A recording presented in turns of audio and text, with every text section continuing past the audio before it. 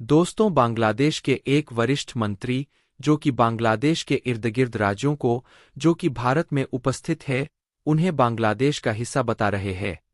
यह भी कहीं ना कहीं देश में बैठे उन सभी राजनीतिक विशेषज्ञ को अचंभित करने वाली बात कह रहे हैं।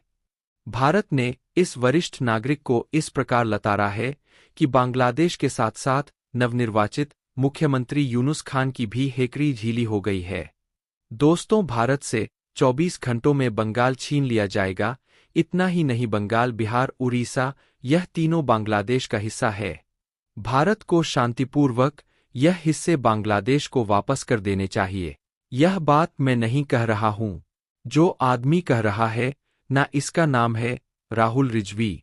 जी हां, सही सुना आपने, राहुल रिजवी। क्योंकि बांग्लादेश के अंदर अगर आज की तारीख में कोई आदमी सबसे ज्यादा एंटी इंडिया है तो वह यही है, राहुल रिजवी। और आपको एक खास बात और बता दूं, इसकी यह सिर्फ बयानबाजी नहीं कर रहा। आप अपने स्क्रीन पर देखिए, यह भारत से बने प्रोडक्ट जला रहा है। भारतीय सारा, भारतीय सूट, भारतीय कपड़े, इनका बहिष्कार करवा रहा है। बांग्लादेश में घूम घूम कर लोगों को इकट्ठा करता है और फिर भारतीय कपड़ों को जलवा रहा है। जबकि हैरानी की बात यह है कि भारत में आज भी लोग बड़े गर्व से बांग्लादेश में बने कपड़े, जिन पर साफ साफ लिखा होता है मेड इन बांग्लादेश, उन्हें खूब पहन रहे हैं और बड़ी शान से चलते हैं। जबकि उनके देश के भी प्रोडक्ट्स को बांग्लादेश में कट्टरपंथी कुछ इस प्रकार से बहिष्कृत कर रहे हैं। हालांकि ऐसा नहीं है कि भारत में कोई भी आदमी इसे चैलेंज नहीं कर रहा। आप अपने स्क्रीन पर देखिए, बंगाल की मुख्यमंत्री ममता बनर्जी ने राज्य की विधानसभा में मुंह तोड़ जवाब दिया है। भारत सरकार की तरफ से अभी तक कोई भी रिस्पांस नहीं आया है, लेकिन सवाल है ऐसे लोगों से निपटा कैसे जाए, तो उसके लिए पहले आपको यह जानना होगा कि इतना एंटी इंडिया माहौल क्यों है बांग्लादेश में। तो इसके पीछे कारण है शेख हसीना। जो यह नई सरकार आई है ना, इसने किसी तरीके से शेख हसीना को तो हटा दिया है, लेकिन अब भी बांग्लादेश में कम से कम 30 से लेकर 35% जनता है जो शेख हसीना को ही अपना नेता मानती है।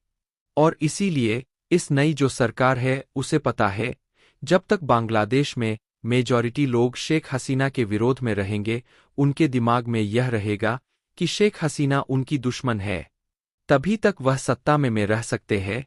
जिस दिन शेख हसीना के फेवर में माहौल हो गया, 4045 पर लोग कहने लगे कि शेख हसीना ही सही थी, यह सरकार भी हट जाएगी और शेख हसीना की वापसी होगी, और शेख हसीना इन तमाम लोगों का वह हश्र करेगी जो इन्होंने कभी ख्वाबों ख्यालों में नहीं सोचा होगा। और इसीलिए यह नई सरकार से एक हसीना के खिलाफ जहर के बीज बो रही है। क्योंकि शेख हसीना भारत में है, इसीलिए शेख हसीना के साथ साथ भारत को भी बांग्लादेश का दुश्मन बताया जा रहा है, ताकि जहर अच्छे से फैले। लेकिन सवाल है कि इसे रोका कैसे जाए, तो जवाब है शेख हसीना को वापस बांग्लादेश जाना होगा। एज अ प्राइम मिनिस्टर, यानी कि दोबारा उन्हें सत्ता संभालने होगी। आप देख लेना, जिस दिन शेख हसीना या उनके परिवार का कोई आदमी बांग्लादेश की सत्ता पर फिर से काबिज हो गया ना, उसी दिन यह कट्टरपंथी ऐसे गायब होंगे जैसे गधे के सिर से सींग। पिछले 10 सालों में शेख हसीना ने इन्हें कहीं फरकने भी नहीं दिया, जो जहां फरकता था ऐसे गायब होता था, जैसे कि चीन में कम्युनिस्ट विरोधियों को गायब किया जाता है, यानी कि परिवार सहित। हालांकि क्या इतना आसान होगा? तो आपको बता दूं, बांग्लादेश का इतिहास ही ऐसा है।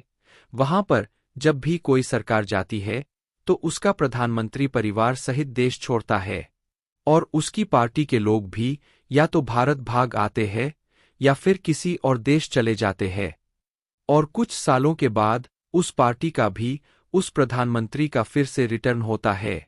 यह पिछले लगभग 30 सालों से होता आ रहा है। शेख हसीना और बीएनपी की नेता खालिदा जिया के बीच में बारी बारी से दोनों को देश छोड़ना पड़ता है।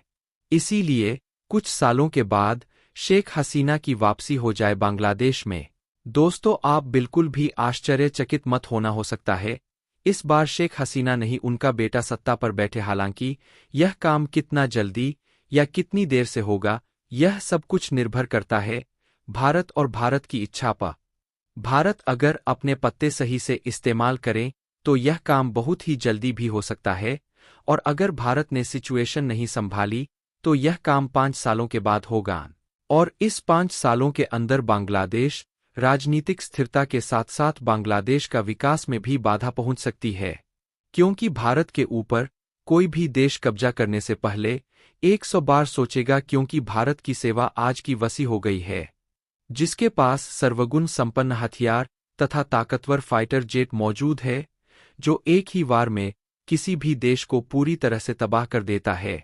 दोस्तों, भारत से जाने वाले प्रत्येक व्यापार को बंद कर दिया जाना चाहिए, लेकिन इसके सोच से पहले ही भारत ने बांग्लादेश के ऊपर इतनी बड़ी एक्शन ले लिया है कि भारत चाहे तो बांग्लादेश पूरी तरह खाने पीने की वस्तुओं के लिए मोहताज हो जाए, क्योंकि पाकिस्तान कहीं ना कहीं हथियारों के रूप में बांग्लादेश को सपोर्ट कर रहा है। लेकिन खाद्य पदार्थों की कमी पाकिस्तान में भी है, जिसे पाकिस्तान खुद ही भूखमरी की स्थिति पर आगे बढ़ रहा है।